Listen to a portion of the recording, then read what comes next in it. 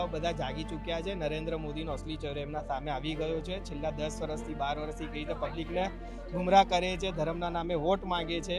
ભાજપવાળા લાજવાને બદલે ગાજે છે। વિદ્યાર્થીઓની કોઈને પડી નથી। શરમ વગરના બેશરમ લોકો છે। કોંગ્રેસ જ્યારથી પેપર ફૂટ ત્યારથી જ કોંગ્રેસ એના છે પહેલા દિવસ રોડ ઉપર છે। કોઈ કોંગ્રેસ હતી નહીં એવું છે નરેન્દ્ર મોદી ચોર છે। પણ રાહુલ ગાંધીનું પહેલાથી સ્પષ્ટ જ છે કે ધર્મેન્દ્ર પ્રધાનનું ઇસ્તીફા માંગે છે, રાજીનામું માંગે છે। એના સિવાય કોઈ બીજી વાત જ નહીં કરતા। નરેન્દ્ર મોદી ચોર છે। એ લોકોને એટલી જ બુદ્ધિ નથી કે પેપર ફૂટ તો વિરોધ કોંગ્રેસનો કરવાનો કે એમની સરકારનો કરવાનો હોય। એ લોકો રામના પૈસા ખાઈ ગયા છે, અમે નહીં ખાઈ ગયા।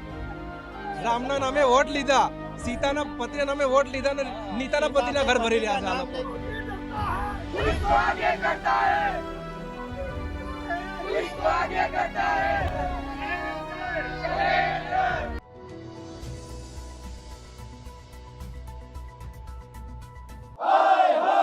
રાજીવ ગાંધી ભવન ખાતામાં ઉભા છીએ। એક બાજુ ભારતીય જનતા પાર્ટી વિરોધ કરીને અહીંયાથી નીકળી ગયા છે। કોંગ્રેસના નેતાઓ અત્યારે નારેબાજી કરી રહ્યા છે। લોકો સાથે વાત કરવી છે।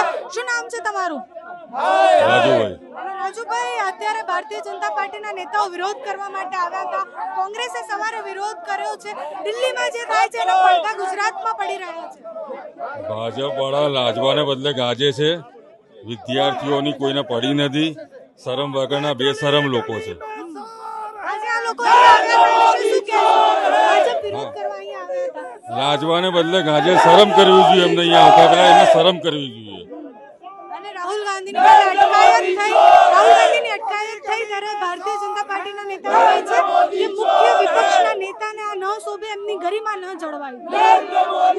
જ્યારે યુવાનોનો અને વિદ્યાર્થીનો પ્રશ્ન આવશે ત્યારે કોંગ્રેસ વિપક્ષની ભૂમિકામાં છે અને સબળ વિપક્ષ તરીકે 100% બહાર આવશે। બધા સવાલ કરે છે કે સીજેપી આવી ત્યારે કોંગ્રેસને યાદ આવ્યું કે નીટ પેપર લીકનો મુદ્દો છે। ના બેન, પહેલેથી કોંગ્રેસ આ બાબતે વિરોધ કરે જ છે। સંસદમાં બોલવા નથી દેતા એ વાત કરી રહ્યા છે। સંસદમાં બોલે જ છે, બોલવા દે છે। આપનું શું નામ છે?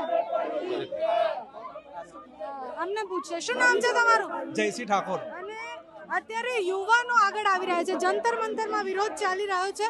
કોંગ્રેસ આટલા સમયથી કેમ શાંત હતી? કોંગ્રેસ જ્યારથી પેપર ફૂટ ત્યારથી જ કોંગ્રેસ એના છે પહેલા દિવસ રોડ ઉપર છે। કોઈ કોંગ્રેસ હતી નહીં એવું છે નહીં। ગઈકાલે રાહુલ ગાંધી વિરોધ પ્રદર્શન કરવા ગયા। આજે ભારતીય જનતા પાર્ટીના નેતા અહીંયા વિરોધ કરવા માટે આવ્યા હતા। એ લોકોને એટલી જ બુદ્ધિ નથી કે પેપર ફૂટ તો વિરોધ કોંગ્રેસનો કરવાનો કે એમની સરકારનો કરવાનો હોય। એ રાહુલ ગાંધીનો વિરોધ કરવા આવ્યા હતા। એ દરેક વખત રાહુલ ગાંધીનો વિરોધ કરી રહ્યા છે। અચ્છા, અને રાહુલ ગાંધી એકચ્યુઅલી સચ્ચાઈ માટે વિરોધ કરી રહ્યા છે, તો એમનો વિરોધ કઈ રીતે થાય મેડમ? એ ભારતના વિરોધ પક્ષનો વિરોધ કઈ રીતે થાય?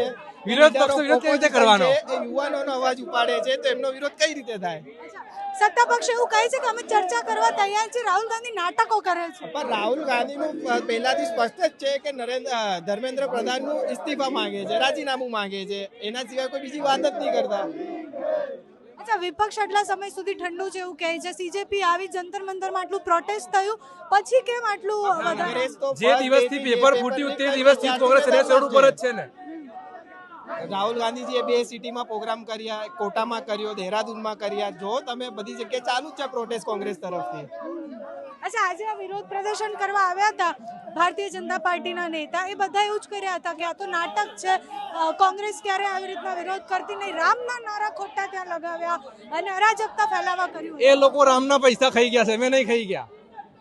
રામના નામે વોટ લીધા, सीता पति नामे वोट लीधा ने नीता पति घर भरी रहा है। नीता के पति का काम वो करता है और हम बोलते हैं हम विरोध कर रहे हैं।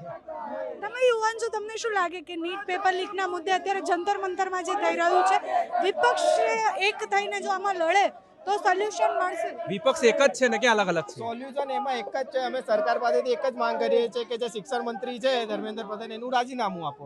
અમારી એક જ માંગ છે, આમાં તો બીજું કોઈ સોલ્યુશન આવશે નહીં। પેપર પહેલી વાર તો ફૂટ્યું નથી, છેલ્લા 10 વર્ષમાં 89 પેપર ફૂટ્યા આખા દેશમાં। 52 પેપર લીક થયા છે છેલ્લા 10 વર્ષ, તો રેકોર્ડ તમે ઉપાડીને જુઓ। આ પહેલું પેપર તો લીક થયું નથી। અચ્છા, શિક્ષણ મંત્રીના રાજીનામાથી બધું સોલ્યુશન આવી જશે, વ્યવસ્થા તો એ જ રહેશે? એનાથી સોલ્યુશન નહીં આવે, પણ પબ્લિક જાગૃત થશે તો આવું કંઈ બી થશે તો પબ્લિક વિરોધ કરો તો રોડ ઉપર ઉતરશે એનાથી।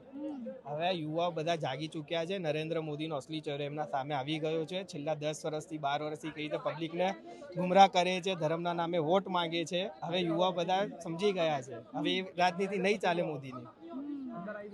એટલે જે વાત કરી રહ્યા છે યુવાનો, ભારતીય જનતા પાર્ટીનો વિરોધ કેમ, અને ભારતીય જનતા પાર્ટી અહીંયા આવે એના પછી કોંગ્રેસ પણ એવું જ કહી રહ્યા છે કે વિરોધ પક્ષના વિરોધનો મતલબ શું છે. અહીંયા રાહુલ ગાંધીને બધી જ વાતમાં વિરોધ કરવાથી જો સોલ્યુશન આવતું હોય તો તમે વિરોધ કરો, આ કોંગ્રેસના નેતા કહી રહ્યા છે. એટલે અત્યારે ગુજરાતમાં, દિલ્હીમાં, બધી જ જગ્યાએ જ્યાં સત્તા છે ત્યાં બધું જ જબરજસ્ત ચાલી રહ્યું છે. વિરોધ પક્ષનો વિરોધ થઈ રહ્યો છે. ભારતીય જનતા પાર્ટી રાજીવ ગાંધી ભવન આવીને વિરોધ કરે છે. જંતર મંતર પર અત્યારે વિરોધ ચાલે છે. ચારે બાજુ વિરોધ ચાલી રહ્યા છે, પણ મૂળ જે છે, જે વિદ્યાર્થીઓનો મુદ્દો છે, એ મુદ્દો ક્યારે સમજાશે જોવાનું છે. ચોકીદાર ચોર છે, ચોકીદાર ચોર છે, ચોકીદાર ચોર